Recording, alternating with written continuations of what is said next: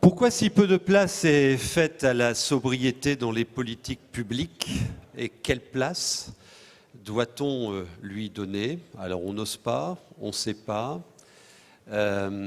On va essayer de déblayer le sujet avec aussi des retours d'expérience très intéressants portés par nos intervenants que je vous présenterai dans quelques instants. Mais je vais vous poser à vous tout de suite cette question. À votre avis, pourquoi si peu de place pour la sobriété dans ces politiques publiques? Vous prenez vos smartphones, s'il vous plaît. Et pour celles et ceux qui viennent de nous rejoindre, n'oubliez pas de vous plugger sur...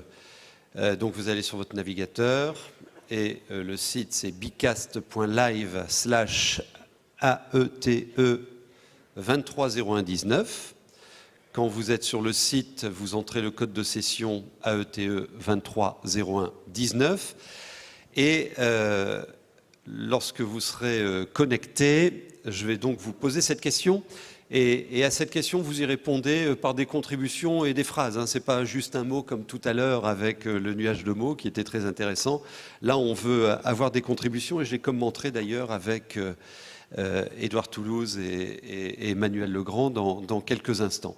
Pourquoi, selon vous, si peu de place est faite à la sobriété dans les politiques publiques? Donc, on attend vos contributions. Elles vont s'afficher à l'écran au fur et à mesure. On va les découvrir ensemble. Et ensuite, on décryptera avec nos invités.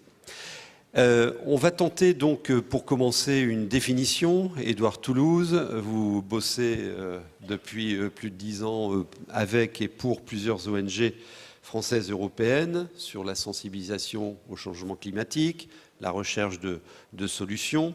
Et vous êtes là porteur du mouvement Innov, qui est un réseau international qui a été créé sur la sobriété. Vous en êtes l'un des membres fondateurs.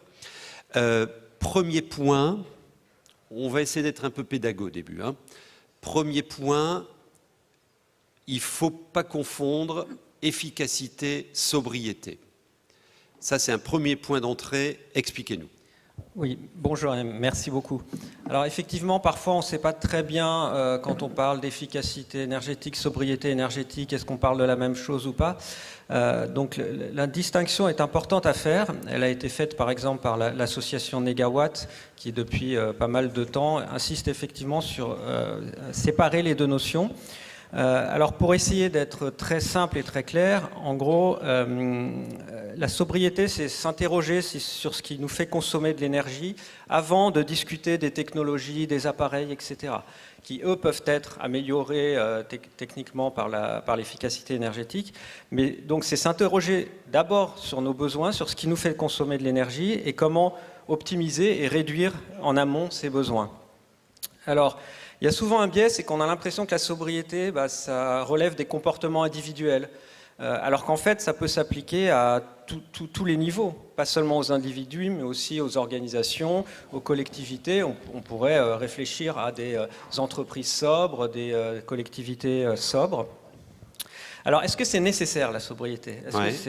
Voilà, parce qu'on fait beaucoup de choses sur l'efficacité, sur les technologies. Est-ce que c'est nécessaire? Alors, bon, quand on regarde le dernier rapport du GIEC là, sur est-ce qu'on peut encore limiter le réchauffement climatique à 1,5 degré, ils nous disent très clairement qu'il va falloir des changements sociétaux très profonds et pas seulement des solutions technologiques. Donc, on voit de plus en plus de scénarios de transition énergétique qui, effectivement, disent qu'il faut travailler également sur nos besoins en amont, sur ce qui nous fait consommer de l'énergie. Et il y a un gros potentiel également qui est aussi important que celui de l'efficacité énergétique, par exemple. Il y a une autre dimension très importante dans la sobriété, c'est quand même celle aussi de justice sociale et de justice internationale. Parce qu'aujourd'hui, il y a beaucoup d'inégalités. Il y en a qui peuvent surconsommer l'énergie de manière excessive, pendant qu'on sait très bien qu'il y en a d'autres qui, dans le monde, ont à peine accès à ce qu'il faut pour vivre décemment. Donc il y a aussi derrière la sobriété une interrogation sur comment mieux partager les ressources de cette planète, ressources qui sont en quantité limitée. Une définition d'Uxibile du labo ESS qui nous dit « La sobriété est l'enjeu le plus difficile car il implique un virage des consciences. » Voilà. Un virage des consciences. Tout à fait. Et en plus, c'est pas très sexy, quoi. Alors, on va essayer de le rendre de plus en plus sexy. Et en fait, ça peut être sexy dans le sens où ça interroge nos comportements, l'organisation de nos sociétés, notre vie en commun. Je crois que c'est des vrais sujets. Hein. On le voit même en France en ce moment, on débat là-dessus, sur les grands choix de société. Alors, par contre, pourquoi c'est difficile? Parce que souvent, une première réaction, c'est de dire, mais alors oui, nos besoins, ce qui nous fait consommer de l'énergie, c'est que ça relève quand même de choix conscients et libres. Donc on ne peut pas tellement les contraindre. Donc en fait, la seule chose qu'on peut faire, c'est attendre que les gens spontanément deviennent plus sobres, éventuellement en les informant. Alors ce que montrent beaucoup les sociologues et les chercheurs, c'est qu'en fait, nos choix en matière de consommation d'énergie, ils ne sont pas si conscients et si libres que ça. Ils ne sont pas si conscients parce que l'énergie est encore quelque chose de très intangible, de mal connu. On ne sait pas les conséquences de nos actes, on connaît mal les potentiels. Il y a des études qui ont montré que les gens sous-estiment beaucoup les économies possibles. D'accord. Il y a aussi des biais, on va trop vers tout de suite l'efficacité énergétique. Si je peux prendre un petit exemple. Allez-y. Bon, une collectivité ou une entreprise va dire aujourd'hui, les économies d'énergie c'est bien, donc par exemple je vais faire passer tous nos éclairages au LED, parce que ça consomme moins. Sans forcément s'interroger. Ça lui parle à Monsieur Sourisson. Voilà, ça. sans forcément s'interroger sur est-ce que tous les points lumineux qu'on a dans notre collectivité ou notre entreprise, est-ce qu'ils sont vraiment tous utiles? Est-ce qu'ils sont tous nécessaires? Est-ce qu'on ne pourrait pas en regrouper certains? Est-ce qu'ils ont besoin d'être allumés 24 heures sur 24? Voilà, s'interroger d'abord sur les besoins, ça permet déjà de réduire beaucoup après le besoin d'énergie. Okay. Et puis nos choix, ils ne sont pas si libres que ça aussi. Hein, les sociologues ils montrent que nos choix en matière de consommation d'énergie, ils sont beaucoup tributaires des infrastructures, de choix du passé, des services qui sont à notre disposition, aussi de certaines normes sociales, de certains imaginaires. Voilà, bon, vous pouvez décliner ça à l'infini, mais pourquoi on utilise comment on utilise nos lave-linges ou autres, c'est parce qu'il y a des normes sociales qui font qu'on a appris à se comporter comme ça. Un autre exemple très simple, si on continue à nous marteler que les SUV, c'est le nec plus ultra de la mobilité et du déplacement, on ne s'en sortira pas. Il faut à un moment changer un peu aussi nos imaginaires collectifs. D'accord. Donc pour tout ça, les politiques publiques sont importantes parce qu'elles ont un rôle à jouer pour stimuler, permettre, encourager la sobriété. Donc il ne faut pas croire que c'est impossible de faire quoi que ce soit. On en aura des exemples, je pense. Il y a de plus en plus de projets, de collectivités qui essaient de faire avancer la sobriété. Alors on peut se prêter un petit jeu parce que la salle n'a pas été sobre en production d'idées, de remarques. J'en prends quelques-unes et vous me répondez. Bien sûr. Hein, vous me commentez. Alors on va les découvrir. Il y en a pas mal qui sont autour de la contradiction avec l'idée de croissance. La sobriété représente une baisse de consommation et donc une baisse de croissance.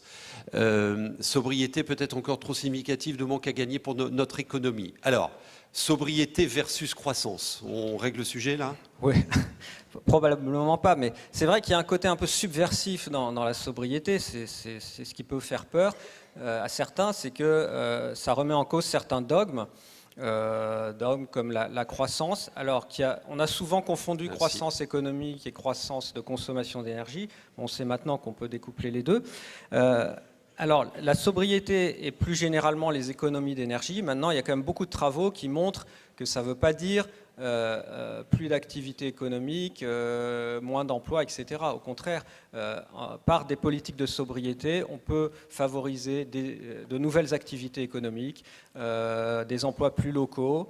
Donc voilà, la contradiction n'est pas aussi simple. Par contre, c'est vrai que la sobriété remet un peu en cause ce dogme d'une croissance infinie. Ouais.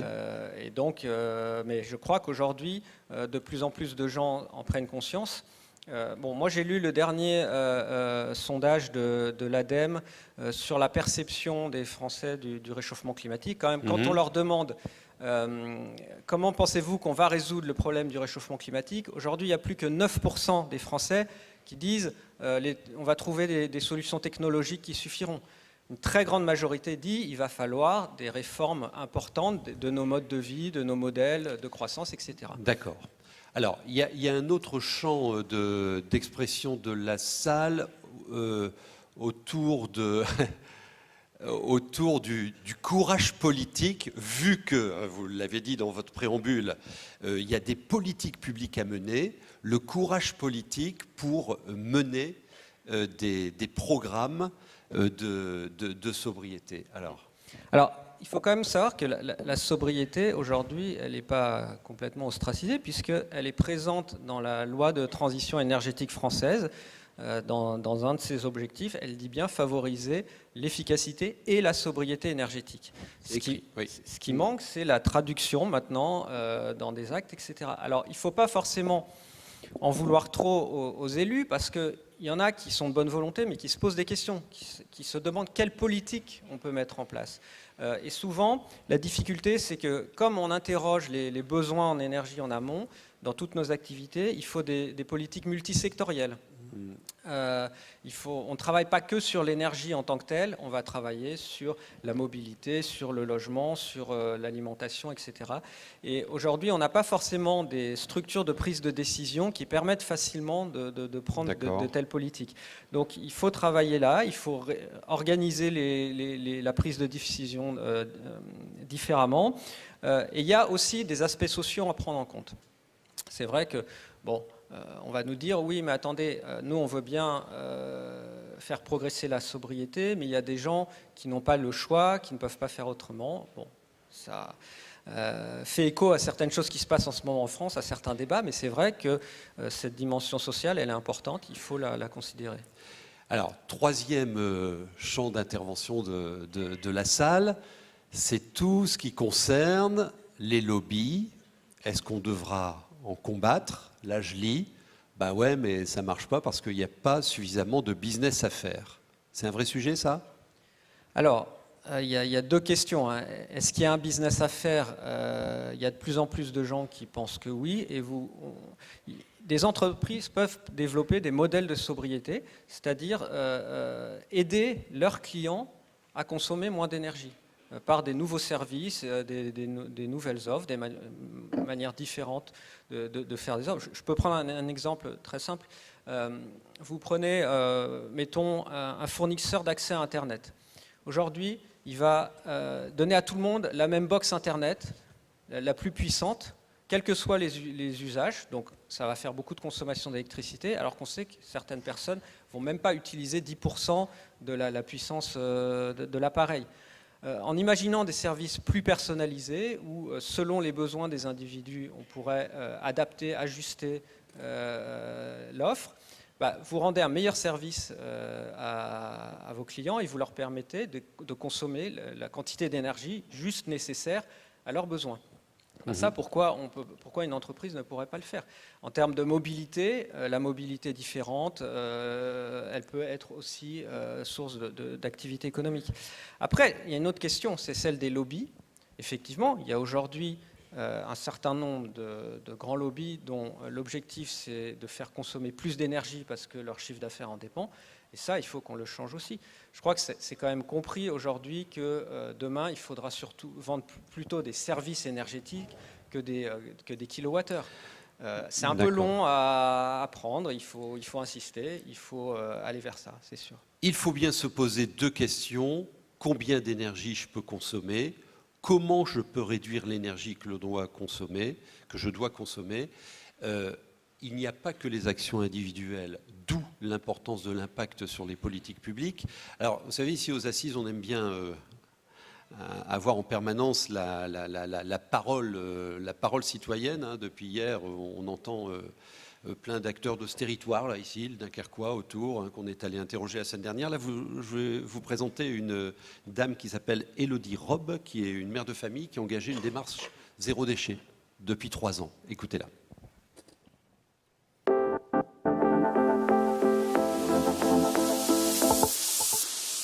La prise de conscience, elle est venue d'une émission télévisée où le journaliste avait décidé de réduire considérablement ses déchets. Donc j'ai commencé le zéro déchet il y a 3 ans. J'ai commencé par examiner ma poubelle. J'avais beaucoup de bouteilles d'eau, donc ça a été plutôt simple finalement de les enlever, en buvant tout simplement l'eau du robinet. Après les publicités, donc le stop pub, ça c'est super facile, c'est des choses évidentes, le composteur. Et ensuite je suis passée au zéro déchet et dans ma salle de bain, dans la cuisine, donc les cosmétiques sans emballage, la lessive maison, vinaigre blanc pour le ménage, voilà. On consomme moins, donc moins d'émissions de CO2 pour la fabrication des produits, le transport, on achète plus local. On a créé un petit réseau d'entraide avec des amis, on se prête des objets, on s'aide, on répare des objets. Moi je répare des objets d'autres personnes par exemple. Donc moins de matières premières utilisées. Moi j'ai changé pour une voiture hybride, j'ai supprimé une voiture pour me déplacer plus à pied ou en vélo. Ici on a la possibilité de le faire, donc voilà, il faut de la persévérance et puis on y arrive petit à petit et on voit qu'on consomme beaucoup moins, on voit presque plus dans les supermarchés, voilà. Vous avez un commentaire sur ce que vous venez Oui, d'entendre ? son niveau de conscience et d'engagement est assez remarquable. Alors, est-ce qu'on peut espérer que l'ensemble de la population arrivera à ce niveau-là un jour ? On peut l'espérer. On peut aussi penser que ça n'arrivera pas très rapidement. Donc, ce qu'il faut, c'est à la fois les gens qui sont comme ça dans une démarche très positive, leur rendre la vie la plus facile possible. Aussi, il y a beaucoup de recherches qui montrent que, par exemple, l'avis des voisins, des amis, de la famille est important. La participation à des communautés aussi est importante. Donc, à un moment, elle parlait d'un petit réseau d'entraide. Ça, c'est très important. Quand effectivement, on arrive beaucoup plus à changer de comportement quand on voit d'autres le faire, quand on le fait ensemble, quand on est capable de partager son expérience. Il y a le défi... Famille à énergie positive qui a été cité ce matin, c'est aussi un bon exemple. Mais il y a aussi tout le reste de la population qui n'a pas ce niveau de conscience ou qui a du mal à faire le pas. Et là, pour cela, il y a aussi des moyens de les encourager, de les amener à être plus sobres, parfois sans même qu'ils s'en rendent compte vraiment. Et un point vraiment fondamental de la sobriété, c'est qu'on se rend compte qu'il y a beaucoup de co-bénéfices. C'est-à-dire qu'en fait, même si vous ne le faites pas que pour les économies d'énergie, vous vous rendez compte qu'il y a plein de bonnes raisons de le faire. Utiliser moins la voiture et plus le vélo ou la marche, c'est bon pour la santé. C'est bon aussi en matière de qualité de l'air. Quand vous éclairez de manière plus intelligente, c'est bon pour la biodiversité parce qu'on sait que suréclairer la nuit, c'est pas bon.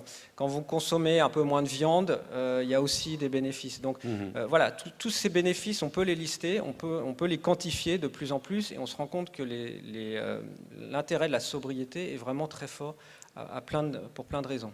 Alors, en complément de ce cadrage précis, et merci, sur les enjeux, définition de la sobriété, je vous présente Emmanuel Legrand, directeur du département transition écologique à la Banque des Territoires. Pourquoi on vous a invité ? C'est d'abord pour voir avec vous si les pouvoirs publics sont exemplaires en la matière. Parce que la sobriété, on vient de le comprendre, ce n'est pas forcément naturel, et encore moins naturel, vous êtes très clair dans ce que vous venez de nous exprimer, dans un monde de consommation. Alors, on va ausculter avec vous le patrimoine des collectivités, qu'est-ce que ça donne et où on en est. Vous nous avez amené quelques chiffres, on va voir à l'écran. Alors, peut-être, juste avant de venir sur les chiffres, moi je suis frappé dans ce qu'on entend et ce qu'on se dit, sur le fait qu'on est on est sur un sujet très profond, on parle de changement de mode de vie, on est entre nous là, entre convaincus de ces sujets-là. Le sujet c'est quand même d'emmener tout le pays, d'emmener tous nos concitoyens, et moi ce qui me frappe, et la tâche des pouvoirs publics à ce titre n'est pas simple, c'est qu'on a besoin de donner du sens. Et je suis, moi, frappé d'une chose dans les derniers débats, c'est qu'on parle beaucoup de l'enjeu climatique, et je crois que dans les consciences, le sujet est approprié maintenant par tout le monde, mais c'est sans doute, pour beaucoup de nos concitoyens, un sujet un peu lointain. Or, il y a quand même un autre enjeu dans la transition énergétique française, je ne connais pas la situation de la Suisse ou d'autres pays, mais qui est de reconstruire un système énergétique. Nous avons un système énergétique qui date des années 70-80, qui arrivera en fin de vie d'ici 15-20 ans, et on a besoin de le reconstruire. Et c'est à cette occasion qu'on peut travailler sur l'équilibre de ce système énergétique, la façon dont on le reconstruit. Mais vous voyez, le sens est déjà un peu différent. C'est-à-dire qu'on est dans un pays où nous avons pris l'habitude que quand on appuie sur l'interrupteur, il y a de l'électricité. Pas très cher. Pas très cher en plus. Le sujet, c'est celui-là. Le sujet, c'est si nous ne faisons pas d'efforts, on va reconstruire un système énergétique qui coûtera très cher, quel que soit le choix qu'on fasse dans le mix énergétique. Je ne suis pas sur ce débat-là. Et le sujet du sens, pour moi, est absolument essentiel. Et on voit bien qu'il est au centre d'ailleurs des débats qu'on a connus dans le pays ces derniers jours. Sur le sujet de l'exemplarité, alors nous avons, nous, à la Banque des Territoires, beaucoup travaillé sur le patrimoine des collectivités publiques. Et c'est assez frappant quand vous regardez les chiffres macro, les chiffres que vous avez derrière nous, on voit qu'il y a un potentiel absolument considérable sur le patrimoine public. C'est 350 millions de mètres carrés, dont 280 millions pour les collectivités, ce qu'on appelle le bloc local, donc les collectivités, les hôpitaux, les universités, etc. Avec des consommations qui sont assez conséquentes, 250 kWh/m². Bon, je n'ai pas tout détaillé, mais en fait, on voit bien quand on regarde ces chiffres qu'on a un potentiel absolument considérable pour réduire les consommations énergétiques. Et on a commencé à travailler sur le sujet de l'efficacité énergétique en se disant le mieux, c'est quand même de faire du facteur 4. Et vous voyez les courbes de trajectoire là sur le slide. Parce que si on fait du facteur 4, on va réussir à avoir des consommations énergétiques qui, globalement, vont être maîtrisées. Bon. Alors c'est super le facteur 4, simplement la difficulté c'est qu'on n'y arrive pas tout de suite et on n'y arrive pas dans la masse. On va faire quelques opérations exemplaires, mais pour traiter la masse, il y a d'autres sujets avant. Et petit à petit comme ça, on voit qu'on arrive au sujet de la prise de conscience qui rejoint ce sujet de la sobriété énergétique. C'est-à-dire qu'avant de se dire qu'on va traiter tout ça, quand on va sur les projets individuels, il y a des vraies questions très concrètes qui se posent, qui sont d'où je pars, quelle est ma référence de consommation, comment je connais la trajectoire qui est la mienne, comment je vais planifier les opérations que j'ai envie de faire, et puis du coup, quel est l'usage de mes bâtiments. Et c'est là qu'on va assez vite sur le sujet de la sobriété, parce qu'on se rend compte qu'avec des actions de sobriété, y compris dans le patrimoine public tertiaire, on peut arriver à faire des gains d'énergie de l'ordre de 10-15%, voire plus, en traitant ce sujet qui est un sujet de sobriété, des usages des bâtiments, des comportements, des bons réflexes, etc. Vous incluez, parce que c'est souvent l'exemple qu'on met en avant, les économies sur l'éclairage public là-dedans, dans tout ce que vous nous dites? Bien sûr, je crois que c'était mentionné tout à l'heure et je comprends qu'on en reparlera, mais c'est une vraie question. On sait tous qu'on a pris l'habitude d'avoir des rues qui sont éclairées toute la nuit, par exemple. Ça peut être un sujet de réflexion. On peut faire une action d'efficacité énergétique en changeant les ampoules, en changeant le type d'éclairage. On a des solutions d'ailleurs pour financer tout ça, mais il y a nécessairement aussi une réflexion sur l'usage de cet éclairage. Les bâtiments, c'est la même chose. Ce qu'on dit souvent quand on rencontre des collectivités locales porteurs de projets, c'est qu'avant de réfléchir au financement des rénovations, il faut déjà réfléchir à l'usage des bâtiments, l'usage dans la durée. Quand on fait une rénovation comme ça lourde, donc on va dépenser une certaine somme d'argent qui peut être assez conséquente, on doit se projeter sur 10, 15, 20, 30 ans. Alors, je voudrais votre explication sur deux chiffres hyper importants. 50 € par habitant et par an de facture énergétique du patrimoine. Expliquez, on a connu, c'est clair, de 2005 à 2012, une baisse des consommations de 9,3%. Et une augmentation de la part de l'énergie dans les budgets. Alors, de plus 10 points. Donc il y a 20 points d'écart là. Bon, le paradoxe, c'est que, et pour moi le sujet le plus important, c'est que pour faire de la sobriété, il faut savoir mesurer. Et la question est de savoir qu'est-ce qu'on mesure. Est-ce qu'on mesure d'abord au bon endroit, sur le bon périmètre? Est-ce qu'on mesure avec des usages constants? Est-ce qu'on mesure des volumes? Et ça répond à votre question. Est-ce qu'on est sur des volumes ou sur des prix? Et un des sujets qui n'est pas évident, d'ailleurs, je trouve, sur l'énergie, c'est que autant on peut effectuer des simulations de trajectoire sur les consommations en mégawattheure, donc en volume, autant traduire ça en euros, c'est-à-dire quelque part monétiser, avoir une réflexion économique sur ces économies futures, c'est très compliqué. On peut le faire, on va prendre des hypothèses, mais c'est très compliqué parce que c'est parfois difficile d'imaginer les trajectoires des prix de l'énergie. Et ce qu'on appelle, ce que les économistes appellent le signal prix, n'est pas évident à manier, en particulier chez nous. On a eu des annonces là récemment sur la baisse du prix du gaz, sur le fait que le prix de l'électricité allait être maîtrisé. Et on voit bien quand les pouvoirs publics, d'ailleurs, veulent envoyer un signal prix pour créer ce mouvement d'entraînement sur une maîtrise des consommations, sur de la sobriété énergétique, donc en introduisant de la fiscalité, une taxe en l'occurrence, c'est très compliqué. Mais j'en reviens à mon propos de départ, qui est qu'il faut donner du sens, et un sens qui est immédiat.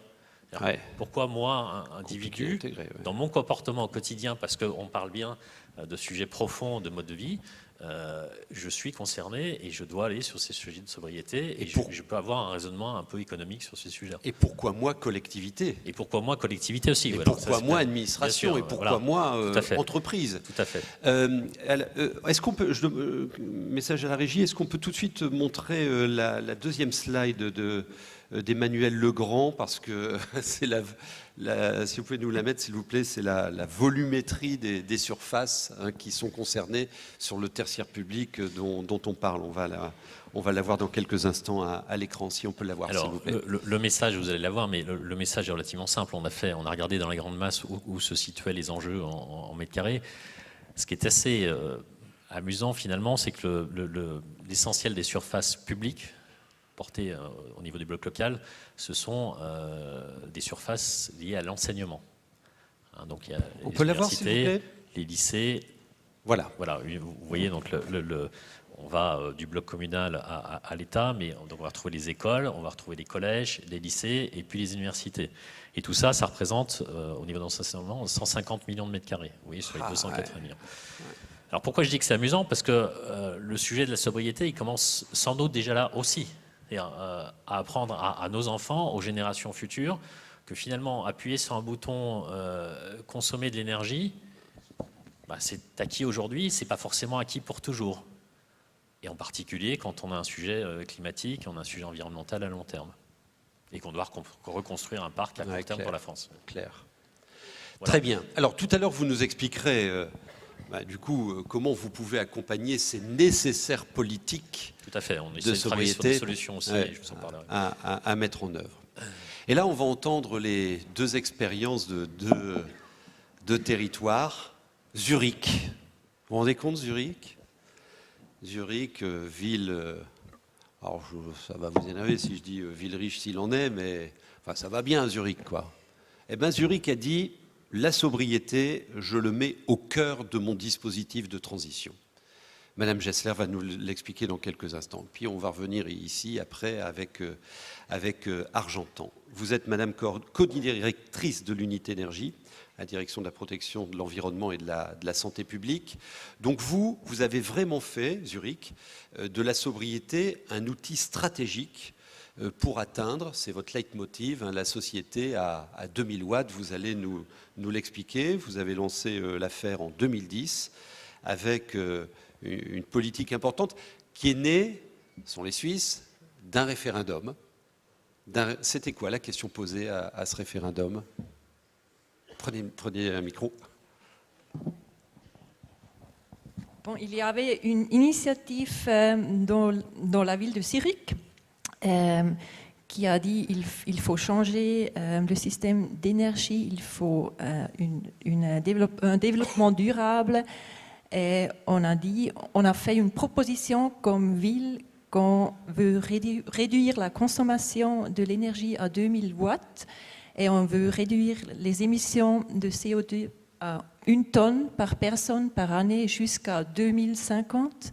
Et cet référendum, on a voté à 2008, il y a un peu plus que 10 ans, et il y avait 77 de la population qui peut voter, qui a dit oui, ça c'est notre but. 77%. Ouais. 77% qui ont dit chiche, on y va. Ouais. Chiche, on y va. Alors, j'ai plusieurs questions à vous poser pour que vous nous expliquiez la démarche où vous en êtes aujourd'hui. Juste avant, on regarde le film que vous nous avez apporté et vous comprendrez bien. Regardez. Die Stadt Zürich ist auf dem Weg. Vor 10 Jahren stimmten 76,4% der Bevölkerung Ja zur 2000 Watt Gesellschaft.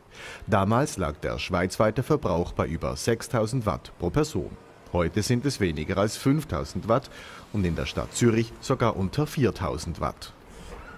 Natürlich kann jeder etwas zum Erreichen der Ziele beitragen. In meinen Augen geht es um 3 Punkte. Es geht um ein bedingungsloses Bekenntnis zu den erneuerbaren Energien. Fossile Energien sind im privaten Umfeld eigentlich tabu. Dann geht es um Vertrauen, und zwar Vertrauen zu uns selbst und in unser eigenes Urteilsvermögen. Und drittens geht es um Achtsamkeit und Fairness. Da ist es ein bisschen wie mit dem Kuchen früher am Kindertisch. Wenn niemand hamstert, dann hat es genug für alle. Zürich gilt als Pionierstadt und machte in den letzten 10 Jahren eine starke Entwicklung durch. Die offizielle Roadmap der Stadt ist nach 5 Stoßrichtungen gegliedert: Konsum, Siedlung, Gebäude, Energieversorgung, Mobilität. Es braucht alle. Wir brauchen speziell den Bund, den Kanton, es braucht die Wirtschaft und die Bevölkerung. Am Beispiel Mobilität, es fängt beim Benutzen des Fahrrads an, individuell, und geht bis zum Schaffen der rechtlichen Grundlagen zur Förderung der Elektromobilität. Im Grunde genommen geht es bei der 2000 Watt Gesellschaft um die Transformation der gesamten Gesellschaft, damit sie zukunftsfähige Städte gestalten kann. Dabei gibt es große Herausforderungen anzugehen, wie Bevölkerungswachstum, Klimawandel oder Ressourcenknappheit. Um die energie- und klimapolitischen Zielsetzungen zu erreichen, sind wir auch auf neue Technologien und innovative Gesellschaftskonzepte angewiesen.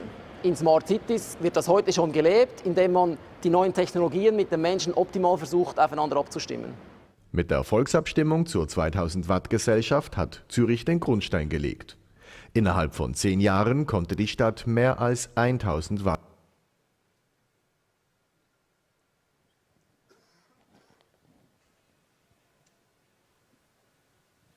Ah, on n'a plus le son. Ah, c'est de la sobriété. Hein. Bon, voilà. Bon, on comprend bien avec ce reportage, donc une ville prospère qui s'est beaucoup développée sur ces 10 dernières années, une qualité de vie reconnue. Et votre projet stipule, je lis, hein, que chaque habitant ne devra pas dépasser les 2000 watts d'énergie consommée et 1 tonne d'émissions de CO2. Et c'est une décision qui a été prise à 77% par les Zurichois. Est-ce qu'on vit encore bien à Zurich aujourd'hui? Oui, moi je dirais qu'on vit même mieux qu'avant 10 ans ou avant 20 ans, parce qu'on a commencé avec le développement durable avant ces 10 ans. Mais on a travaillé sur ce sujet vraiment bien. D'une partie, on a amélioré le transport public, on a amélioré les pistes cyclables, les chemins pour les piétons, on a créé des nouveaux parcs et des nouvelles places pour le public. Par exemple, les 2 places les plus beaux de Zurich sont 2 places où il y avait des voitures, ils étaient pleins de voitures pendant des dizaines d'années devant l'opéra et devant l'hôtel de ville. Et on a dit, on va changer ça, il faut une ville attractive pour les piétons aussi, pour les vélos, pour se sentir bien. Il y a plus de parcs de verre aussi, et on a des logements, des coopératives qui sont vraiment innovatifs, qu'on a aidé de la partie de la ville à développement des projets comme ça. Ouais. Précisément, la définition d'Édouard Toulouse, est-ce que vous la rejoignez? Est-ce que vous pouvez qualifier votre sobriété? C'est quoi? Ouais. On a aussi discuté beaucoup de cette définition parce qu'on n'a pas trouvé de définition courte. Pour moi, ce sont 2 buts. D'une partie, c'est la réduction absolue de la consommation des ressources et des émissions. Et ça, c'est le contraire à l'efficacité, parce que si on travaille seulement sur l'efficacité, on peut quand même utiliser toujours plus. Et si on parle de l'absolu, ça marche. Et l'autre but, c'est vraiment la la révalorisation des biens et des services immatériels. Et ça, c'est clair, on a déjà parlé, il faut un changement de mode de vie, de comportement pour atteindre ces deux buts. Et ces deux objectifs à conduire Ouais.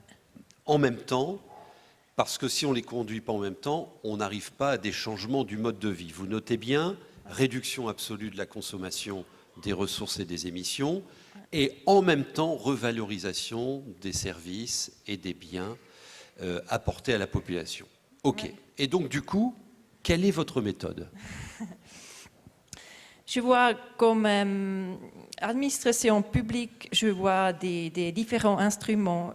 Un instrument important, c'est le rôle de modèle de la ville.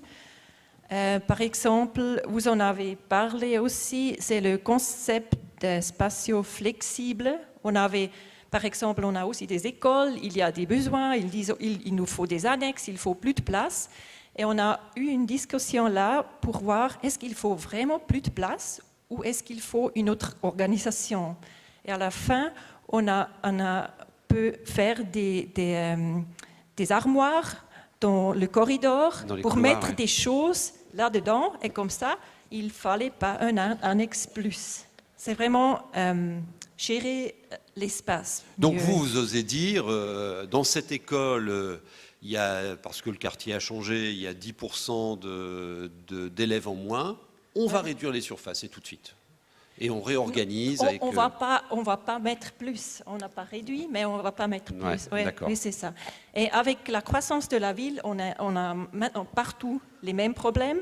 Il y a maintenant, en Suisse, c'est seulement aujourd'hui qu'on fait les écoles de journée. C'est vraiment, en France, on était beaucoup plus avant. Et maintenant, il faut la place pour tout, pour les écoles, pour manger à midi.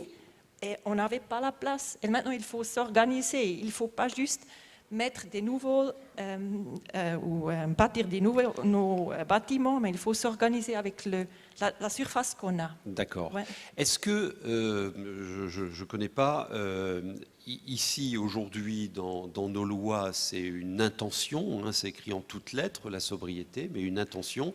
Est-ce que vous avez des lois fédérales ou cantonales qui donnent des objectifs? Non, ça serait vraiment très, comment on dit, helpful. Non, parce que c'est vraiment des mesures qu'on se donne comme ville. On dit, dans le département de construction, on a aussi vraiment travaillé avec eux et ils disent il faut voir tout le processus dès le début des besoins des bâtiments. Et puis ceux qui construisent et tout ça, il faut toujours se questionner ou se demander est-ce que j'ai vraiment besoin de ça ou est-ce que je peux faire avec moi. Mais il y a pas de loi.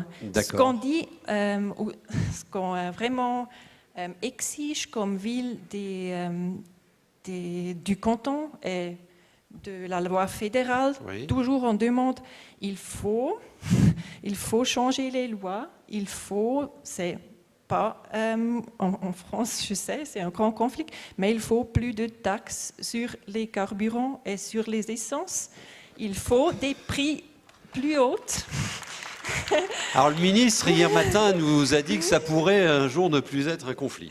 Non, mais le problème c'est qu'il faut s'organiser, c'est un autre instrument de la ville, il faut une autre infrastructure que la population a la possibilité de changer son comportement. Et moi je pense ça c'est une chose que Zurich a vraiment fait. Parce qu'hier, je suis arrivée, il n'y avait pas de bus, il n'y avait pas d'information qu'il n'y a pas de bus. Ce matin, la même chose. Et à Zurich, on peut aller... On a un vous allez bus. repartir à pied, vous. Hein. Oui, je vais faire ça. J'ai dit que je vais mettre mes bottes parce que c'est seulement 20 minutes. Et moi, j'aime découvrir les villes. Moi, je n'ai pas de problème. Mais là, il faut vraiment... il faut aider à changer le comportement avec une infrastructure bien, avec des informations. On peut dire il n'y a pas de bus, il y a de la neige. Et une cohérence. Et ça fonctionne. Mais si on laisse les gens sur les routes. Ça ne le fait pas. Attendre, Alors, ça marche pas. justement, là-dessus, madame, je fais une parenthèse pour vous remercier de parler en français. Bravo. Ouais. Donc, ce que vous nous dites là à l'instant, c'est ce dont la sobriété a d'abord besoin, c'est évidemment l'adhésion de la population. Ouais. Et donc, une bonne interaction, une bonne communication. Qu'est-ce que vous faites, vous, là-dessus? Comment ça se passe? C'est une bonne question parce que Merci. la chose la plus importante pour le moment, je pense qu'il faut, comme ville, il faut faire visible toutes les initiatives citoyennes qui existent. Déjà, il y a plein de choses à Zurich qui sont venues de la base. Il y avait des partages de vélos, de transport, il y a des ateliers de formation à la réparation, il y a des magasins sans emballage, il y a des réutilisations de vêtements. Tout ça, pour ville, pour Zurich, c'est vraiment important de montrer ce qui existe, pour montrer aux gens qui sont intéressés où ils peuvent aller dans leur quartier. Et ce qu'on a fait, par exemple, c'est qu'on a aidé à une initiative à faire une banque de données avec tous les 500 initiatives de changement de Zurich, oui. Et de faire une carte de la ville où on voit partout où il y a des initiatives. C'est visible par tout le monde, ça. Oui, ouais, très bien. Oui, on peut voir ça. Parce que ce qui est plus difficile, on en a parlé avant aussi, de faire comme ville un appel direct. Ma population, il faut être sobre. Ça marche pas. Le mot sobre, vous l'employez en tant que tel dans la communication? Jamais, hein? Non, on n'utilise pas. On a fait aussi une collection des imaginaires pour mieux comprendre. On a, par exemple, on a dit, il faut que Oui, vous avez, j'ai lu, vous avez l'imaginaire positif. Ouais. C'est quoi ça? C'est l'imaginaire positif, c'est par exemple simplement mieux vivre, ou moins c'est plus, ou rien de trop. Ça, c'est vraiment une courte définition qui prend les deux buts dont j'ai parlé avant, parce que souvent la sobriété est reliée au renoncement. Et ça, il faut vraiment trouver des imaginaires à montrer à la population. C'est pas juste perdre. Ces phrases-là de votre imaginaire positif, je les ai notées, je les ai mis sur un slide, notez-les, c'est intéressant. Ils vont apparaître dans quelques instants. Il nous reste 2 minutes. À date, alors j'ai cru comprendre dans le film, sur l'objectif de moins 2000 watts par personne, on avait déjà parcouru la moitié du chemin, c'est ça que j'ai compris dans le film? Seulement sur le sujet d'énergie, ce qui est vraiment plus dur, c'est le sujet des fossiles. Oui, parce que là, on est seulement à 4,7 tonnes par personne, et là, le chemin est vraiment plus loin. Et c'est le chemin le plus important pour l'instant. D'accord. Donc aujourd'hui, vous n'avez pas vraiment une évaluation précise? De la sobriété, non. Mais ce qu'on va faire, c'est une évaluation sur le sujet des 2000 watts, combien les habitants savent de ce sujet, combien ils font eux-mêmes, quelles sont leurs initiatives et qu'est-ce qu'ils veulent que la ville donne plus de soutien à la population. Ouais. D'accord. On peut avoir ces 4 phrases, là, s'il vous plaît? Il faut un cas. Allô? Bon, je sais pas. Oui, encore une ou 2 questions. Comment vous gérez aussi des contradictions? J'en cite une. Vous avez un aéroport de folie qui se développe, qui explose. Donc comment vous dites aux citoyens zurichois, OK, on va aller vers un mieux consommé pour changer la vie, mais à 5 km de chez lui, l'aéroport explose. Comment vous gérez ça? C'est vraiment une question difficile, mais c'est juste, l'aéroport, c'est une agence anonyme, mais on a 5% d'actions dans la collectivité. Et c'est clair, l'aéroport est important pour la prospérité de la ville, mais quand même, il y a le problème du bruit. Comme ville, on insiste toujours que les avions ne volent pas sur Zurich. Et de plus en plus, ils veulent voler sur Zurich. Est-ce qu'on dit aussi comme ville qu'il faut ici aussi des taxes sur les vols? Et on insiste là sur le Parlement fédéral, mais moi je pense qu'il faut même des contrats internationaux pour taxer les vols, parce qu'il n'y a pas d'autre sujet. On ne peut pas juste dire cet aéroport, là on paye des taxes, et puis vous allez à Paris, vous ne payez pas de taxes. Ça ne fonctionne pas dans ce système. Mais c'est ce qu'on fait. Et d'autre part, ce qu'on fait à la base, on a comme un calculateur d'énergie pour le peuple, où on peut jouer avec quelques questions. Et là, les personnes, ils réalisent vraiment combien de CO2 est émis par un vol. C'est plutôt la sensibilisation qu'on peut faire. Pour terminer, je vous lis, j'ai vu un article où vous êtes interrogé, donc 400 000 habitants, Zurich, une agglo d'1,3 million.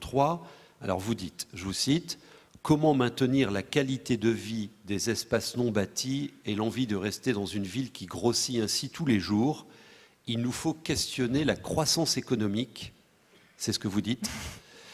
Cette discussion dépasse toutefois le niveau de la ville. Or, pour l'instant, le Parlement fédéral n'aborde pas l'accord de Paris sur le climat avec enthousiasme.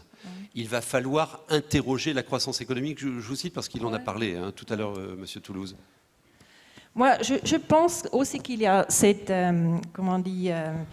il ne faut pas toujours plus de ressources pour la croissance, mais il faut parler des autres modèles que la croissance financière qu'on a pour le moment. Oui, pour moi, c'est clair. D'accord. Il faut en parler. Ouais. Édouard Toulouse, un commentaire? Oui, merci beaucoup pour ce témoignage. Peut-être juste rapidement deux points qui me semblent importants.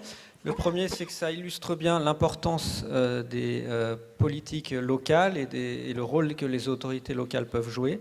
Il y a beaucoup de domaines en lien avec la sobriété qui peuvent être impulsés au niveau local. Donc pas tous, on l'a vu.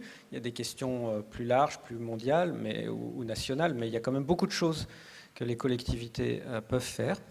Deuxièmement, ce que je trouve intéressant dans la ville de Zurich, c'est qu'ils n'ont pas juste dit on va faire de la sobriété énergétique. Ils se sont fixés cet objectif des 2000 watts, alors qui est assez connu en Suisse puisqu'il datait d'avant. Il y avait déjà cet objectif des 2000 watts qui circulait. Mais surtout, ce qui est intéressant, c'est que quand on parle de sobriété, il y a un moment où on se demande aussi qu'est-ce que ça veut dire assez de consommation d'énergie ou trop de consommation d'énergie, et donc on en vient à se questionner quels sont nos besoins fondamentaux et par quoi ils sont contraints. Et là-dessus, on a aussi besoin de beaucoup de recherche, d'experts, de gens qui réfléchissent, parce que ce n'est pas une question simple. Bien sûr. Mais il y a de plus en plus de choses qui sont faites sur ce sujet. Arriver à définir quel serait un niveau de besoin qui serait suffisant, compte tenu des contraintes écologiques mondiales qui existent, et à partir de quel moment on est vraiment dans l'excès. D'accord. Et alors, est-ce que c'est à des experts de le définir, ou est-ce qu'il faut associer aussi les populations, parce qu'elles ont peut-être leur mot à dire aussi, donc c'est important. Ouais. À partir du moment où on parle des besoins, mais on se rend compte que les gens sont, quand il y a ce type de délibération, de questionnement, les gens sont en général, comme souvent, en avance sur les politiques. C'est-à-dire qu'ils sont tout à fait conscients qu'on ne peut pas éternellement consommer toujours plus à l'infini, alors que les politiques sont beaucoup plus frileux là-dessus. Donc cette question des besoins est importante. Et derrière cette question, ce qui est important aussi, c'est une idée reçue qui serait que alors si on va vers cet objectif de 2000 watts, ça veut dire qu'on uniformise les modes de vie, tout le monde devra vivre pareil, sur le même mode, alors qu'en fait, on peut très bien vivre avec beaucoup moins d'énergie en ayant toujours une diversité de modes de vie, etc. Et ça, il faut l'illustrer aussi, il faut le montrer. On regardera ce que donnera son sondage du mois de février, là, au prix de la population. Quel que soit son âge, ou qu'on soit une famille grande ou petite, on peut avoir toujours une diversité de modes de vie, mais en consommant moins. Peut-être je peux Oui, réagir parce je vous en prie. on a fait des recherches sur ce sujet, combien il faut vraiment pour vivre. Je ne sais pas si vous connaissez de Anne Etienne, c'est une dissertation en allemand, mais elle a vraiment demandé aux gens. Et à Zurich, on a trouvé que la plupart des gens, ils ont beaucoup plus qu'il leur faut pour être heureux. Et il l'exprime. Ils l'expriment, Ils ils le l'expriment, disent. Et ouais. c'était vraiment c'était professionnellement fait. C'est pas juste pour dire oui, il me faut moins. Ouais. Mais elles peuvent. Et c'est pour ça aussi, c'est aussi pour nous une légitimation pour travailler sur ce sujet. Bien sûr. Parce qu'on sait il y a la différence. Ouais. Est-ce qu'Argentan, les gens ont beaucoup plus qu'il n'en faut pour être heureux? Je sais pas, ça serait difficile de répondre à leur place. Tout ce que je sais, c'est que Argentan et Argentan Intercom, c'est une communauté de communes, c'est un territoire dit urbain ou rural hein, pour certains, 35 000 habitants, 72 communes anciennes, 49 nouvelles, on va dire. Donc on est dans un maillage avec une ville-centre de 15 000 habitants et un territoire très rural. Les actions de sobriété portées par Argentan Intercom et la ville d'Argentan, elles se portent surtout sur la question du patrimoine. Pourquoi? Parce qu'en fait, ça va parler à certaines collectivités dans la salle, mais Argentan Intercom, c'est le fruit de deux fusions successives de 2014 et 2017 de 6 ex-communautés de communes, donc avec un bouleversement en termes de périmètre, de compétences, des infrastructures nouvelles. Donc on a plus que doublé nos surfaces immobilières notamment, avec la compétence scolaire. Je rebondis sur ce que disait la Banque des Territoires tout à l'heure, et on va l'expliciter après. Une idée du développement durable qui avait émergé à travers un agenda 21 en 2011, avec des résultats mitigés, il faut être honnête. Les élus ont rebondi sur l'idée de la transition énergétique depuis 2015, et sur cette transition énergétique, toute une batterie d'actions ont été mises en place, avec un angle spécifique. Et donc là, ça reprend les propos tout à l'heure, sur la question de l'économie et le développement économique, avec un angle principal sur cette question-là. Alors, on parlait tout à l'heure de croissance, mais finalement, quand on regarde le profil énergétique du territoire, quand on fait cette trajectoire de transition, cet exercice théorique qui nous amène à proposer un programme d'action derrière, Argentan Intercom doit réduire ses consommations et augmenter sa production d'énergie renouvelable pour arriver à atteindre le facteur 4, c'est-à-dire le territoire énergie positive, en 2048. Alors on en est très loin, mais vous voyez la courbe en orange, ouais. ça signifie donc que la sobriété est indispensable. On ne peut pas juste dire on maîtrise les consommations, on doit baisser les consommations. Et pour baisser ces consommations, il faut donc travailler l'efficacité, travailler la sobriété, puisque sans l'efficacité, ne suffira pas, dans notre modèle en tout cas. Donc vous, c'est un constat de base. Je n'arriverai pas à mon objectif facteur 4 si... Et j'imagine que c'est reproductible sur beaucoup de territoires, sur tous les territoires. Facteur 4 égale baisse des consommations. C'est indispensable. Donc sobriété. Alors comment on le dit ça aux gens? J'ai envie de dire, on ne le dit pas pour l'instant comme tel. Vous me disiez, on s'est parlé au téléphone, hein, ça fait 12 ans que vous êtes sur ce boulot, directeur aménagement et cadre vie pour l'intercommunalité, Argentan Intercom. Vous me disiez, depuis 12 ans, on tente d'y aller, on s'oppose, on fait un pas en avant, un pas en arrière. La sobriété était vécue, appliquée plutôt sous la forme des éco-gestes, l'incitation aux éco-gestes auprès des citoyens, donc la responsabilité individuelle. Alors qu'en fait, on va le montrer après sur quelques actions de l'intercommunalité, on peut avoir des actions sur le patrimoine, sur l'éclairage ou autre. Qui payent, enfin qui payent. Économiquement qui payent et qui, sur l'éclairage public, quand on fait un effet blackout et qu'on éteint la lumière la nuit, c'est un peu ça qui s'est passé, on va l'expliquer après. On a une action très visible de sobriété qui parle aux gens. Ouais. Bon, en tout cas, il faut arrêter de tourner autour du pot. La sobriété est un chemin indispensable pour arriver aux objectifs d'économie d'énergie. Alors, vous avez bossé sur votre balance énergétique, sur les différents flux. Par quel bout vous avez pris le problème? Alors, c'est une diapo qu'on présente souvent aux élus pour les sensibiliser. C'est-à-dire qu'on s'approche des 100 millions d'euros d'achat d'énergie sur le territoire d'Argentan Intercom. Alors que Argentan, si certains d'entre vous ne connaissent pas, on est au cœur de l'Orne, un département très rural, dans les départements les plus ruraux de France.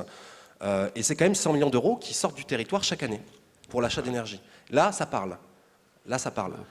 Et donc du coup, l'idée, c'est évidemment de se dire que les économies d'énergie, c'est de l'argent qui reste sur le territoire, et les énergies renouvelables, on ne va pas faire le schéma classique, mais c'est de l'argent relocalisé. Si on peut avancer ensuite, donc du coup, vous pouvez passer les diapos. Donc voilà, on voit les différents types d'énergie, mais je ne vais pas détailler ça, c'est pas le principe. Voilà, donc ça, la c'est la feuille de sobriété, elle est vécue dans la définition même des élus et des techniciens aussi, comme étant avant tout une lutte contre le gaspillage, la surconsommation, mais surtout rapprocher la consommation d'énergie aux besoins réels de la collectivité, aux besoins réels, à l'utilité, dans une vision socialement acceptable. Ah oui, on revisite par le besoin réel. Le besoin Définition réel. du besoin réel. Et pour les élus... Vous pouvez donner un exemple? Le besoin réel, on va le regarder juste après, que ce soit sur les surfaces immobilières ou sur l'éclairage public. C'est un lieu commun de dire qu'il faut éteindre la lumière quand on sort d'une pièce. Pourquoi ce n'est pas un lieu commun de se dire il n'y a pas d'usage nocturne dans un endroit précis, pourquoi on n'éteint pas la lumière dans l'éclairage public? D'accord, ouais, donc comportement individuel, premier volet, et le deuxième volet, décision pour le collectif. Voilà. Et après, juste sur ces définitions de sobriété, les élus ne parlent pas de sobriété. Au niveau sémantique, la sobriété, ça ne parle pas. C'est un terme de technicien. Aujourd'hui, on le vit comme ça en tout cas. Et ils sont plus sur la notion de bon sens. Donc, je ne sais pas si c'est le bon sens normand, mais en tout cas, l'élu, quand il parle de ces actions-là, il parle de bon sens. D'accord. Et ça, ça vous va, ça nous, l'important, c'est de mettre en place les actions, j'ai envie de dire. Et puis, je crois qu'il a foncièrement raison quand il le dit. Et on le communique comme tel auprès des administrés. D'accord. Donc, l'immobilier, l'éclairage public, et puis un test sur un quartier. Alors ça, c'est votre schéma immobilier. Le schéma directeur immobilier, ça vise à faire un audit complet. Donc, on a fait un audit complet de notre patrimoine. Donc, il y a plus de 120 000 m² à Argentan Intercom et à la ville. Et grosso modo, après ces audits, donc c'est pas un audit, c'est un audit technique, état de vétusté, on fait une fiche sanitaire de chaque bâtiment, on regarde l'état réglementaire, l'état de technique, mais on fait aussi un état d'occupation. On va avoir un taux de vacances, un taux d'occupation de nos bâtiments, un taux de vacances de nos bâtiments. On va regarder le coût réel du bâtiment. Alors on parle souvent des fluides, le coût énergétique d'un bâtiment, mais en fait le coût d'un bâtiment, il faut savoir que le premier coût d'un bâtiment, c'est son coût de nettoyage, son coût de maintenance, curative, préventive. Et donc on va recenser tous les contrats, que ce soit de la porte coulissante, de l'ascenseur ou autre. On va agréger tout ça dans une base de données, on appelle une base de données patrimoniale. On peut aller jusqu'à plus de 150 indicateurs par bâtiment, ça va très loin. Et en fait, avec ça, après, on élabore des scénarios de gestion du parc immobilier à moyen et long terme auprès des élus. Donc là-dessus, vous avez défini les non-usages. Exactement. La notion de non-usage est très importante. Ouais. C'est-à-dire qu'en fait, on a classé les actifs immobiliers en 4 catégories. Une où on fait des petits travaux, une où on fait des gros travaux, voilà. Et une où on disait aux élus, qu'est-ce que vous voulez faire de ce bâtiment ? Est-ce qu'il a encore une pertinence en termes d'usage? Ou est-ce que la moitié de ce bâtiment a encore une pertinence en termes d'usage? Et après, une quatrième classe qui était des bâtiments qu'on vous propose de vendre ou de démolir, d'externaliser. Et donc, partant de ces deux dernières classes de biens immobiliers, on est arrivé à des objectifs qui ne sont pas les plus ambitieux, mais qu'on mérite d'exister.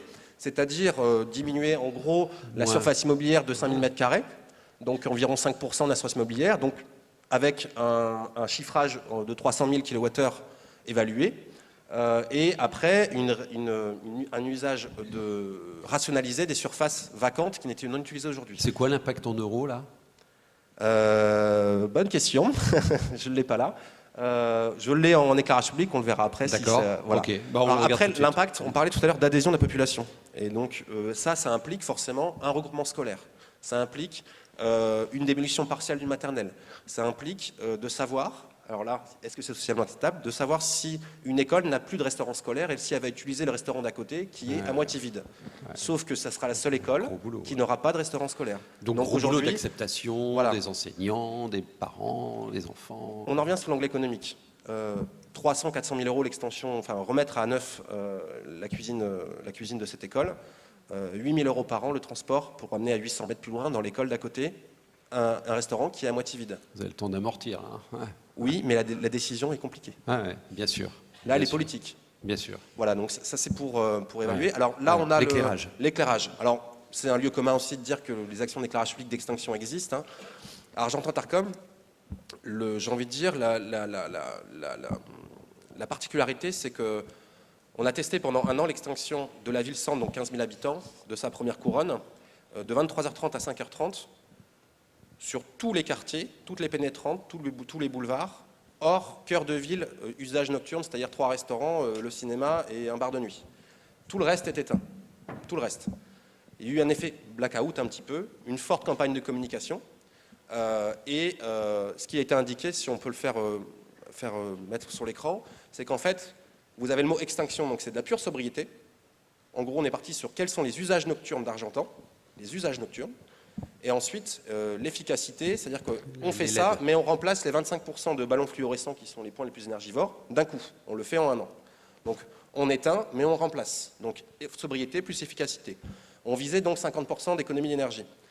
Ce qu'il faut savoir, c'est qu'après, on a mis ça en place et on a fait varier le curseur sur les usages nocturnes. C'est-à-dire qu'on s'est rendu compte que, effectivement, le 14 juillet, c'est peut-être bien que la ville soit éclairée. On avait commencé à éclairer que l'endroit où on fait le feu d'artifice, puis finalement, on s'est rendu compte que les gens, ils vont de quartier en quartier. Donc, on a éclairé toute la ville jusqu'à 2h du matin. Puis ensuite, on s'est dit, il y a la fête des voisins. Puis ensuite, on s'est dit, potentiellement, il y a le 31 décembre. Et on a rajouté quelques dates. Donc, Ouais. on a fait avancer le curseur. On a rajouté la zone du bowling, on a rajouté la zone de la police. On fait du très sectoriel, sur des horaires différents selon les zones. Et donc, on adapte au plus juste. Mais vous gardez quand même le 50% d'économie. Là. Complètement. En On faisant vient ça. avoir les chiffres. Ouais. Entre l'exercice 2017 et 2018 d'un point de vue financier, on a fait 100 000 euros d'économie, 100 000 euros d'économie sur la sobriété. Sur une facture de 300... En exploitation sur 1 an. Là, sur 1 an, on était sur 350 000 euros de voilà. budget d'éclairage public. On a fait en 1 an 100 000 euros d'économie sur la sobriété. Et avec D'accord. l'efficacité, on vise 150 000 euros. C'est-à-dire qu'on vise les 50% et les divisions par 2 quasiment de la facture énergétique. On termine très vite, en 1 minute, sur votre 3e axe, Oui, quartier alors sobriété. ça, c'est une action qui est Mais en ça, c'est réflexion. votre terme à vous, toujours, quartier sobriété. Oui, quartier sobriété. Alors, J'habite c'est un pas terme, dans un quartier c'est un terme, sobriété. Ouais. Non, c'est Non. un terme aussi qu'on a travaillé avec l'ADEME. L'idée, c'est de se dire, on parlait tout à l'heure de la proximité, vous parliez des réseaux, de l'entraide, d'une communauté de mode de vie, un peu, de travailler un mode de vie différent. L'idée, c'est que depuis plusieurs années, on fait quelques actions, on anime un peu le territoire avec l'espace Info Énergie, avec d'autres acteurs, associations ou autres, mais finalement, on saupoudre plus qu'on agit, on massifie pas. Donc l'idée, c'est de se dire, est-ce qu'on peut pas, quand on voyait le témoignage tout à l'heure de la dame qui faisait du zéro déchet, mettre sur un quartier test une batterie d'actions, des outils en place, une ingénierie de territoire, un accompagnement avec un animateur qui mettrait en place le défi famille énergie positive, les actions de diagnostic énergétique, les caméras thermiques, les drones faire passer au-dessus des maisons, c'est ce qu'on va faire. La question des circuits courts, le syndicat de déchets sur la question zéro déchet, prévention de déchets, faire travailler avec l'association de qualité de l'air de la Normandie sur l'air intérieur, mettre à disposition des sondes d'air intérieur, animer des micros-événementiels sur le quartier, transformer des événementiels type fête de voisins en fête de la sobriété, etc. etc. Et donc on est plutôt dans Vous allez l'idée- faire une fête de la sobriété. On espère. Pas On de espère. cidre alors, hein, ou un verre chacun. C'est là où le terme, je pense, est mal choisi, pour surtout en Normandie. Mais pour le coup, l'idée, c'est vraiment de massifier dans un endroit précis et de voir ce qu'on peut faire Ah ouais, c'est vachement bien. dans la question de proximité. Ouais. La Très proximité bien. et le bouche à oreille dans un quartier. En résumé, En résumé, deux retenir. phrases, ouais. Concilier Notez bien utilité ça, réelle et notez performance bien. technique. On n'a pas fait de sobriété sans dire qu'on allait investir dedans. C'est-à-dire qu'on n'a pas. Ouais. Quand on regroupe une école, on réhabilite l'école existante, par exemple. Mhm. On fait un regroupement scolaire, ça passe pas forcément bien. Ouais. Donc on réhabilite l'école. L'éclairage public, on l'a vu À tout à chaque l'heure. fois donner de la Voilà. perspective. Sobriété Ouais. plus efficacité sont les 2 maillons d'une même chaîne. Et pour nous, on ne peut pas faire l'un sans l'autre. Enfin, on est parti sur ce levier-là. Donner une valeur économique aux actions, si on le peut. Évidemment, les élus ont en tête les investissements, les travaux. Mais les questionner en amont sur les usages et la pertinence d'investir sur tel ou tel bien immobilier ou infrastructure. Et puis ensuite, internaliser ça dans les process même des services et de la collectivité. C'est-à-dire penser à dire aux services techniques, donc, que j'encadre notamment. Toute décision que je toute prends, décision, il faut qu'on arrive à l'aune de- penser à l'usage et à Ouais. l'usager. Ouais. Et après, moi, c'est une réflexion personnelle, mais je me disais que la sémantique et la On sobriété... va la donner à Edouard Voilà. Toulouse, cette réflexion. Voilà. Non, mais allez-y, Je allez-y. vais tendre la perche. Je ne suis pas sûr que le terme sobriété soit bien le terme le mieux adapté à la situation. On parlait d'urgence hier, de changement de mode de vie. On a parlé de résilience. Et justement, je me disais, est-ce que le sujet n'est pas de parler plutôt de résilience, c'est-à-dire la sobriété, finalement, on en parle, il va falloir qu'on baisse. Donc, quelque part, ça va être une sobriété subie et pas souhaitée. Ouais. Et donc, c'est bien ce qu'on appelle, Ouais, ce c'est qu'on la appelle derrière la sobriété par résilience. la résilience, ouais. Par la résilience. Par la résilience. Parce que la sobriété, enfin, vous le prouvez depuis tout à l'heure, a des objectifs bien précis. Hein. Ouais, vous avez un avis là-dessus ? Moi, surtout, ce que je remarque, c'est au départ la notion que la sobriété, elle est indispensable si on est sérieux à propos des objectifs qui sont devant nous. Après, on peut l'appeler comme on veut, hein, il n'y a pas de dogme là-dessus. On peut l'appeler résilience, on peut l'appeler bon sens, on peut l'appeler revalorisation des services, on peut l'appeler politique des usages. Voilà, c'est de toute façon, l'important après, c'est ce qu'on fait concrètement et comment on arrive à générer de l'adhésion et de la compréhension sur ces sujets. Très bien. Alors, qu'est-ce que vous proposez, vous, pour les accompagner?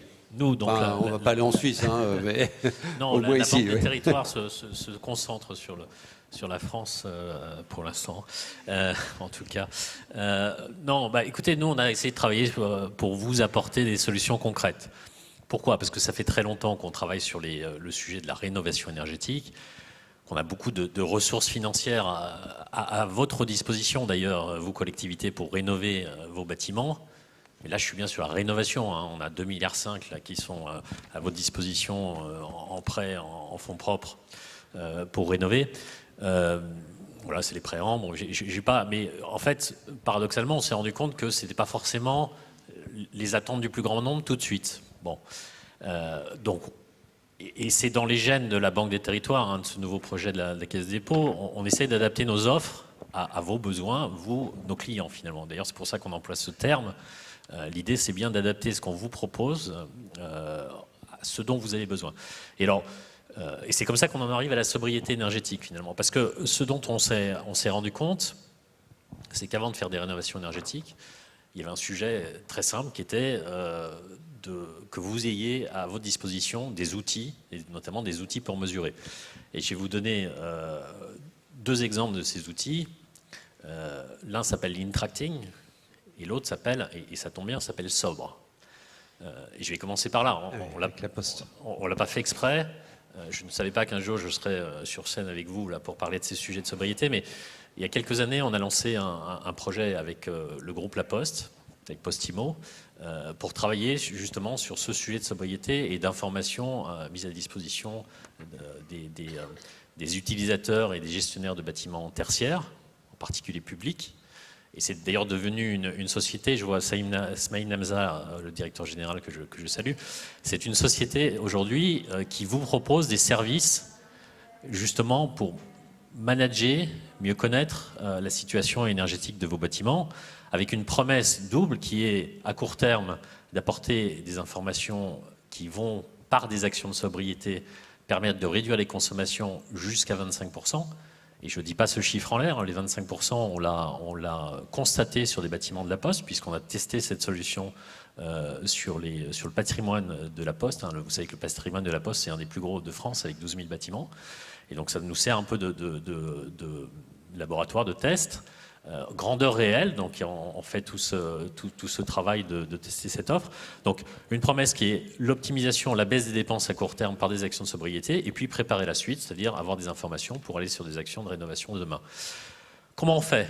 C'est très simple. On a à la fois des outils digitaux, et c'était ça l'idée, c'était de s'appuyer sur les technologies numériques digitales pour utiliser toutes les informations qui sont à disposition et surtout les restituer de façon pertinente, conviviale, pour entraîner l'ensemble des utilisateurs des bâtiments tertiaires dans ces actions de sobriété. Donc je ne vais pas rentrer dans les détails techniques, mais on utilise ces outils à travers une plateforme digitale, à travers des outils d'intelligence artificielle. On va collecter des informations de consommation énergétique, des factures, des compteurs, de différentes sources, et puis on va faire du benchmark, on va être en capacité de comparer. Et c'est ça qui est important, parce que, en fait, pour faire de la sobriété, il faut savoir où on en est. Et puis, il faut savoir si, finalement, on en parlait tout à l'heure, est-ce qu'on est au bon niveau? Est-ce que c'est logique qu'on en soit là? Quelle est la trajectoire, etc. Donc, l'idée, c'est bien ça. C'est de permettre de vous apporter des services qui repose à la fois sur une plateforme digitale et sur de l'accompagnement, parce qu'on croit beaucoup à l'accompagnement humain. Donc on a des sobres à des énergie managers qui sont là pour vous accompagner et mettre en place ces projets de sobriété, en s'adaptant d'ailleurs aux différents contextes. On s'est dit qu'il ne s'agissait pas uniquement d'adresser les grandes tours de bâtiments tertiaires à la défense, mais aussi les collectivités locales, les petits patrimoines en zone rurale, etc., les territoires diffus, enfin les patrimoines diffus. Donc c'est bien l'idée de ce service, des services apportés par Sobre. Ça permet de connaître, de visualiser les consommations énergétiques, Ça permet de contrôler, de maîtriser dans la durée, et puis ça permet aussi de sensibiliser et de mobiliser. Bien sûr. Et c'est ça, l'autre idée, c'est qu'avec ces outils-là, vous pouvez aller sur des terrains un peu plus ludiques, organiser des concours sur, éventuellement, mettre un peu en compétition les étages d'un bâtiment. On sait que c'est des choses qui marchent bien. Ça vous Faire un intéresse, ça, concours monsieur Sourisseau? Sur la... Cet outil-là, sobre? J'espère. À voir. À voir. On a déjà toute une base de données patrimoniale à travers le schéma directeur immobilier qui, je le dis au passage, qui était une initiative de l'ADEME régionale Normandie, où on était 12 collectivités de villes moyennes à faire cette démarche. D'accord. Et en fait, avec cette notion de benchmarking, on s'est comparé les uns que les autres sur nos typologies de bâtiments ou autres. Et on a tous travaillé sur la rationalisation, l'optimisation de nos surfaces. Donc après, l'in-tracting, j'ai déjà eu l'occasion d'en discuter avec... Alors, l'in-tracting, alors c'est la deuxième. Je retourne. Sauf, rapidement, l'in-tracting. Voilà. Allez voir sur Sobre, allez voir les équipes. Il y a 2 stands qui sont là, donc à votre disposition. Okay. Sur l'in-tracting, c'est un peu la même logique. L'idée, ça a été de se dire, on sent que quand on aborde un certain nombre de collectivités, et c'est absolument pas une critique, mais c'est plus un constat, il y a un dialogue qui a du mal à s'installer entre les financiers, les techniciens, les services, les élus, autour de ces sujets de maîtrise des consommations. Et donc l'in-tracting, ça a été cette idée qui est, on prend le prétexte du financement, parce que vous savez que quand on est à la Banque des Territoires, on nous attend surtout sur le sujet du financement, mais on prend le prétexte du financement pour vous proposer une méthode d'organisation sous forme d'un contrat interne, d'où cette expression d'in-tracting, c'est l'internal contracting, c'est un terme d'ailleurs qui vient d'Allemagne. Pour arriver à organiser ce dialogue, l'idée est très simple, on va planifier des travaux, des petits travaux, et des actions de sobriété. Les premières économies vont être sanctuarisées, un système de comptabilité analytique très simple, et l'idée c'est que ces économies vont servir aux investissements suivants. D'accord. L'idée, c'est surtout d'organiser le dialogue et finalement que ça devienne un sujet qui est abordé régulièrement dans les dialogues classiques de budgétaires et autres au sein des collectivités locales pour aider à avancer. Il faudrait donner ce logiciel au gouvernement, en fait. Alors, on n'exclut pas d'ailleurs de le faire sur le patrimoine national. On est en train d'y travailler. On l'a fait avec les universités d'ailleurs. On a commencé avec les universités. Donc ça marche plutôt bien avec les universités. La contribution financière de la Banque des Territoires, elle est là quand même, puisqu'on apporte 50% de l'investissement initial sous forme d'avance remboursable, des avances sur économie d'énergie finalement. Voilà, deux solutions, deux propositions très concrètes faites par la Banque des Territoires. Je vous propose de prendre 3-4 questions de la salle et je conclue avec vous, Monsieur Toulouse. Alors, monsieur, hop. En ligne de mire, donnez mon micro. Merci. Une question pour Madame Gessler. Pourquoi avoir affiché un objectif en watts, 2000 watts, alors que les factures d'énergie sont en kilowattheure, quoi? Merci.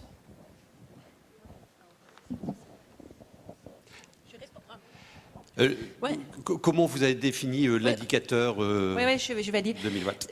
Les 2000 watts, c'est l'énergie primaire. On a dit, c'est pas seulement l'énergie qu'il faut compter, que j'utilise maintenant, mais il faut aussi compter ce qu'il fallait pour produire l'énergie. Et c'est pour ça que dans les 2000 watts, il y a aussi la production de l'énergie dedans. Et c'est par exemple, si l'électricité est produite avec nucléaire, c'est un facteur 4 qui est sur la consommation en kilowatts qu'il faut compter parce qu'il fallait tellement d'énergie pour produire les kilowatts. Et c'est pour ça qu'il y a aussi le mix des énergies. Si on change le mix d'énergie, il a aussi un effet sur la balance. C'est pour ça, pour changer aux renouvelables aussi.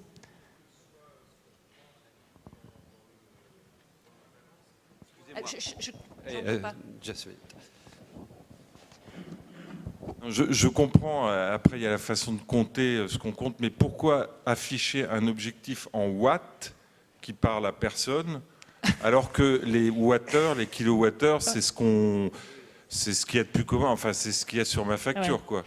Moi, 2000 watts, j'ai dû prendre ma calculatrice pour savoir que c'était 17 000 kilowattheures par an. Ouais. Bon. Ouais. Non, vous avez raison, c'est vraiment un sujet difficile à communiquer. Mais c'était inventé à l'école polytechnique ce concept et on a surpris. On a pris ce concept, mais on est en train de penser comment on peut communiquer mieux. Parce que vous avez raison, c'est difficile. Monsieur, ici, question. Oui, j'ai trouvé des tableaux de la Caisse des dépôts extrêmement intéressants et je voudrais reprendre un chiffre qui concerne nos collectivités. Donc, on a vu que le patrimoine des écoles correspond à 50 millions de mètres carrés, je crois. Et lorsqu'on a dans notre collectivité regardé notre patrimoine des écoles pour faire baisser la consommation, on s'était proposé, par exemple, de supprimer le chauffage pendant les vacances scolaires, par exemple dans les 15 jours qui vont venir en février. Et là, on a eu un obstacle, c'est-à-dire que le patrimoine est entretenu par des femmes de service et les syndicats interdisent de les faire travailler à moins de 15 ou 16 degrés, je ne sais plus. Donc voilà, de façon très terre-à-terre, un exemple d'obstacle qu'on peut rencontrer. Ça ne veut pas dire qu'il n'y a pas de solution, ça veut dire que pendant des années, par exemple, on avait fonctionné comme ça. Je voudrais rajouter 2 chiffres encore. Quels que soient nos efforts, actuellement, la consommation des ménages en électricité continue à augmenter chaque année en France, de 1% environ. Deuxièmement, dans les constructions de logements nouveaux, vous savez qu'en France, il y a toujours plus de 50% de logements qui sont tout électriques, et largement plus que ça. Donc, ça donne des idées quand même sur les marges possibles. Dernière piste, enfin, par rapport à ce mot d'austérité, de sobriété qui est un peu austère. C'est révélateur. Je crois que Pierre Rabhi nous donne peut-être une piste en ayant inventé le concept de sobriété heureuse. Foutez notre truc en l'air, là, quand même. Hein. Vous l'avez fait exprès? Bon, dites oui. Ah ouais. Alors, madame, là dans le fond, et une dernière question après, et on arrêtera là. Oui, madame. Bonjour, je me présente, Capucine Leclerc, je suis responsable du pôle climat au syndicat mixte du SCOT du Grand Douaisis, et je voulais juste apporter un complément à la plénière qui vient de se suivre. Nous, ça fait 18 mois qu'on travaille sur la question de la sobriété énergétique, notamment à l'échelle du SCOT et du plan climat, donc en lien avec les questions de planification territoriale et d'aménagement. Ça nous intéresse d'échanger avec vous, notamment parce qu'aujourd'hui, on a besoin de passer à la marche supérieure, de concrètement mettre en œuvre les leviers de sobriété énergétique qui ont été identifiés sur notre territoire par notre partenaire qui est l'association Virage Énergie. Et notamment, je suis preneuse d'échanger avec vous sur les modalités de mise en œuvre et d'accompagnement technique et financier pour concrètement mettre en œuvre la sobriété sur notre territoire, puisque comme vous l'avez un peu évoqué, on travaille efficacement sur la question de l'efficacité énergétique, on travaille sur la rénovation du patrimoine, mais on ne travaille pas du tout sur le changement de comportement, notamment auprès des citoyens. Il est important aujourd'hui d'agir concrètement sur nos territoires. Oui, et on a eu quelques pistes là. Hein. Alors, dernière intervention, monsieur, là au milieu, allez-y. Et s'il est court, et ça arrive derrière vous. J'en prendrai une, mais vraiment s'il est court. Oui. Oui, bonjour. Je crois qu'on est tous d'accord dans la salle, sans doute, sur la notion de sobriété, la nécessité de la sobriété dans la transition énergétique. Maintenant, il faut regarder un petit peu les réalités en face. Je crois qu'il suffit de regarder les publicités qu'on a dans nos rues, sur nos postes de télé et sur les chaînes radio pour voir qu'on est très très loin de cette idée dans la culture française. Allez dire par ailleurs à ceux qui manifestent le samedi dans la journée qu'il faut moins consommer, je pense que vous ne serez pas forcément très très bien reçus. Je crois qu'il faut être très très clair, c'est que évitons d'être un peu trop bisounours, c'est-à-dire que la notion de sobriété se heurte de plein fouet, me semble-t-il, au modèle économique dominant qui nous demande de consommer de plus en plus. On est vraiment dans un schéma de Schumpeter classique. Hein, et moins consommer se heurte un petit peu à cette... Donc il y a des forces très, très vives de résistance par rapport à la sobriété. Je crois que c'est un point qui est fondamental. Et par ailleurs, je crois que ce qui manque du coup, et ça a été évoqué un petit peu par la remarque précédente, c'est la sobriété du coup est associée à des valeurs extrêmement négatives, voire régressives dans la culture classique.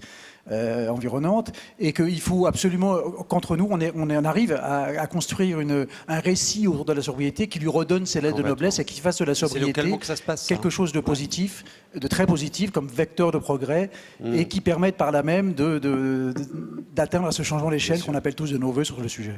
Merci, monsieur. Bon, allez, du coup, ok. Très, très vite, ce sera vraiment la dernière intervention. Monsieur, je vous en prie. Oui, rapide. Mathias Ader, directeur énergie et environnement de la métropole Rouen-Normandie. Pour savoir, monsieur Legrand, comment vous arrivez à convaincre des collectivités de sanctuariser les économies qu'elles font, grâce au travail sur la sobriété. Moi, quand j'évoque ça avec mon DGS, il me dit, vous êtes gentil, moi j'ai 1,2% autorisé par Macron d'augmentation. Les économies que vous faites, je les reprends, je les remets dans le budget parce que je dois en faire partout. Très bonne question. Je ne sous-estime pas ces contraintes-là, qui sont pour certaines nouvelles. L'idée, c'est que ces économies permettent d'en faire d'autres plus tard, si vous voulez. Donc après, il y a effectivement des considérations comptables, de comptabilité publique, etc. Néanmoins, l'idée, c'est que ça devienne un sujet, et un sujet récurrent. C'est-à-dire que quand on se dit je vais investir, vous voyez, c'est pas la même chose d'investir dans un équipement public qui n'aura pas d'impact futur positif sur le budget que d'investir dans des économies d'énergie, dans des actions d'économie d'énergie ou de sobriété énergétique qui auront un impact durable sur les dépenses de la collectivité. Édouard Toulouse, un mot de conclusion. Oui, alors, ce que j'ai retenu rapidement des interventions, c'est que, alors oui, si on dit juste regardez, les consommations d'énergie des ménages continuent à augmenter et puis on a des injonctions économiques, etc., qui sont contradictoires avec la sobriété. Donc, de toute façon, ça ne marchera jamais. C'est sûr qu'on peut faire ce genre de raisonnement, mais maintenant, quand on creuse un peu, on se rend compte que ce n'est pas si simple que ça, parce qu'il y a des tendances qui sont assez contradictoires, et certaines positives, certaines négatives. Je vais prendre juste 2 exemples. Sur la consommation d'électricité des ménages, oui, elle n'a pas diminué de manière importante, mais quand on regarde plus finement, par exemple sur certains usages, si vous prenez le lave-linge, les gens sont de plus en plus sobres parce qu'ils lavent à température de plus en plus basse. On ne lave plus à 90 degrés, maintenant on lave même parfois à froid. Et donc la consommation du poste lave-linge diminue. Par contre, il y en a d'autres qui augmentent. Sur les usages numériques, alors là, on n'est pas sobre du tout. Ça, on est d'accord là-dessus. Pour l'instant, c'est la catastrophe. Mais donc, il faut voir qu'il y a des tendances qui sont positives, qu'il faut accompagner, et d'autres qui, pour l'instant, ne sont pas bonnes, mais qu'il va falloir changer.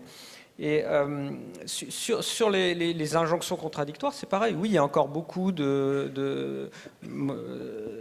nos modèles économiques, dans la publicité, il y a beaucoup de messages qui ne vont pas dans le sens de la sobriété. En même temps, quand on voit que parfois la sobriété, c'est juste de dire « Regardez ce lampadaire, s'il reste allumé toute la nuit alors qu'il ne sert à rien, c'est finalement juste lutter contre du gaspillage. » Et ça, les gens comprennent. Je ne pense pas que le gaspillage, ce soit quelque chose qui aujourd'hui est particulièrement bonne presse. Donc parfois, on en vient juste à effectivement du bon sens et à lutter contre le gaspillage. Et ça, les gens sont prêts à l'entendre, ça, les gens sont prêts à y aller. Donc voilà, effectivement, je crois que le grand enjeu de la sobriété, c'est de favoriser et de renforcer les tendances positives qu'on voit actuellement. Il était question de rendre plus visibles toutes les initiatives des citoyens, des coopératives, des organisations qui se mobilisent et travailler sur les tendances qui aujourd'hui ne vont pas du tout dans le bon sens. Et là, c'est là où on a un gros travail à faire, effectivement, et où tout le monde doit contribuer. Merci beaucoup. Merci pour vos témoignages, vos éclairages aussi. Première fois qu'on passait un vrai moment sur ce sujet incontournable de la sobriété. Et vous avez été très clair dans vos témoignages et vos propositions également. Merci, on peut vous applaudir. Et mesdames, messieurs, on va enchaîner avec ce qu'on appelle un marronnier bien sympathique pour ces assises européennes de la transition énergétique. C'est la remise des labels Citergy. C'est tout de suite.